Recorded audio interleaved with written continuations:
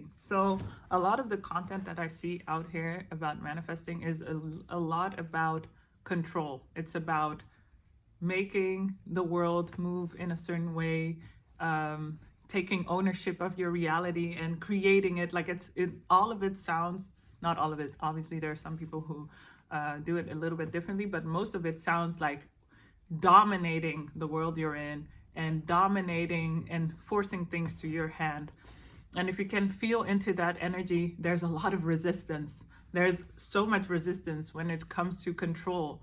Control is basically something wanting to go this way and you holding it off. That's the definition of resistance. And so I want to talk a little bit about the opposite, how we can have the opposite of resistance and flow when it comes to manifesting, and how our emotions are a very important part when it comes to this, and especially how we've been taught to deal with emotions historically and what I see societally versus how I think would benefit us, not only when it comes to manifestation, but in general, how I think it's a healthy way to deal with our emotions for our overall well-being. And obviously our overall well-being will always be supportive of us manifesting good things in our life. So what I see generally, and obviously, again, there are always exceptions to what I talk about, but as a general rule, the way I see emotions being dealt with is a form of just like stuffing and suppressing.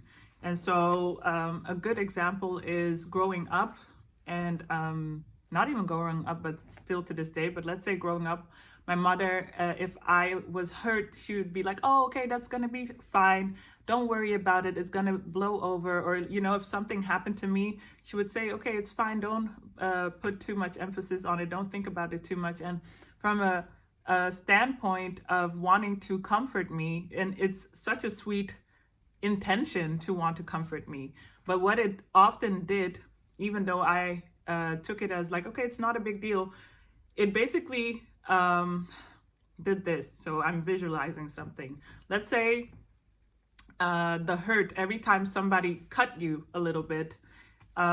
Somebody said, okay, it's gonna be gone soon. Just don't focus on it. And people keep cutting you. Like all these knife cuts will bleed you to death. What I want to say is that just by not focusing on the cut, it doesn't make it disappear. There needs to be attention, there needs to be acknowledgement, and there needs to be treatment of the cut. And sometimes treatment is just like standing still at what just happened, you know? And that's the same with emotions. Generally, the sentiment is of like trying to support someone or comfort someone through saying, hey, you know, don't worry about it too much, but there's not this overall culture of saying, oh, I'm so sorry that happened to you. I'm so like really acknowledging or really giving emotion space and a platform to be, and just sitting with it and allowing it to rise, and allowing maybe sometimes the ugly side of it to rise without taking it out on someone else. I don't see it being the general way we deal with emotions. And it's exactly that we need to learn. Why? What I know and what I've seen while working with people in their energetic body, and while working with people through coaching, is that emotions tend to store themselves. So every emotion that we're not feeling, that we're kind of shoving away, will store themselves in our body and again in our energetic system, and it's just waiting there to be felt, to be experienced. And what it tends to do, it's accumulating and it forms density. And what you notice often is that when you are sad or something, or angry, there's a physical sensation that is paired with that, right? And I equate that physical sensation as a signal of like, hey, there's something that needs to be felt. It's no different than your body telling you, hey, you need to go to the bathroom. And can you imagine every time that you got that signal, you were like, nope, we're just gonna hold it in. We're just gonna hold that fart in. We're just gonna hold that pee in, you know? That is crazy. And so even though emotions aren't the same as a fluid consistency coming out of our body, the air pressure that is involved in emotions passing through is the same. And because it's just air pressure and it's not like feces or pee, it's easier for us to hold it in without seeing the consequences, but we feel the consequences in being tired, in being easily triggered, in so many other ways, right?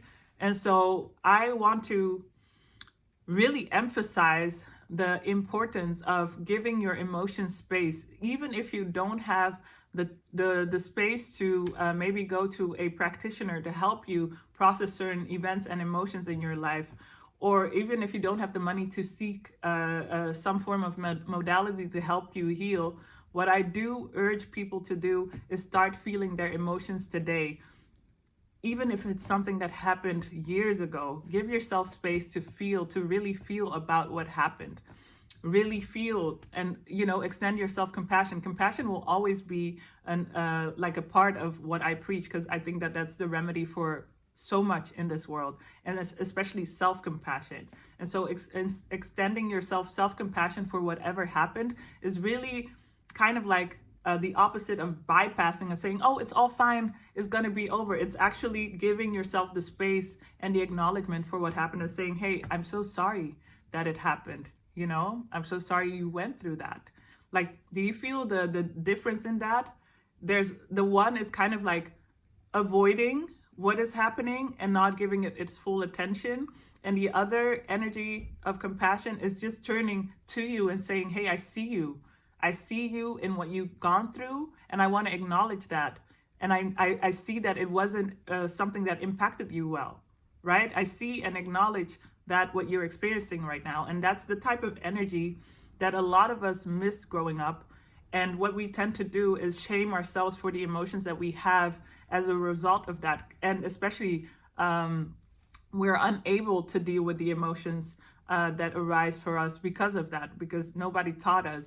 And emotions are very, very, very important when it comes to manifesting, because it's emotions, it's the emotional relation to what you want that is basically saying, hey, there's an open gate for me to receive what I want or not. And so being able to just like clear the gates, as I said, clear the emotions, allow the emotions to pass, because that's essentially what you're doing. Like, again, similar to when you're peeing, you're just opening the floodgates and allowing something to pass. And so it's an open gate now, right? So I want you to think similarly about emotions, where allowing these emotions to pass is opening the gates so that energetically other things that you want can pass through easier. But yeah, so that's what I want to say about emotions and manifesting, and the importance of knowing how to just feel your emotions, like really experience your emotions as they are meant to be felt and experienced, and how much of a support system that will be in manifesting.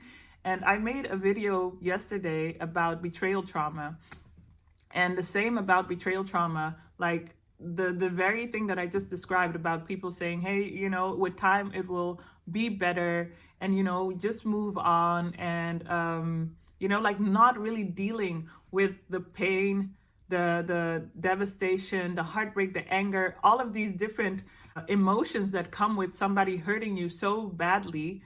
I think that that's the reason why we get stuck in the cycle of reliving betrayal trauma, because there's like this unresolved emotion and unresolved how do you say that, like unresolved pattern still there, wanting to be felt, wanting to be experienced, wanting to be released and acknowledged. And so that's what I want to say about that for now. I hope this video was helpful, and please share with me in the comments if you have any thoughts. Also share with me if you liked it, and subscribe. I keep forgetting to say to subscribe, but subscribe for more videos like this. And also feel free to give me recommendations about what I should make a video on. And did I miss anything? No, the thumbs up, like it, so that other people also get to see it. And I hope to see you in my next video.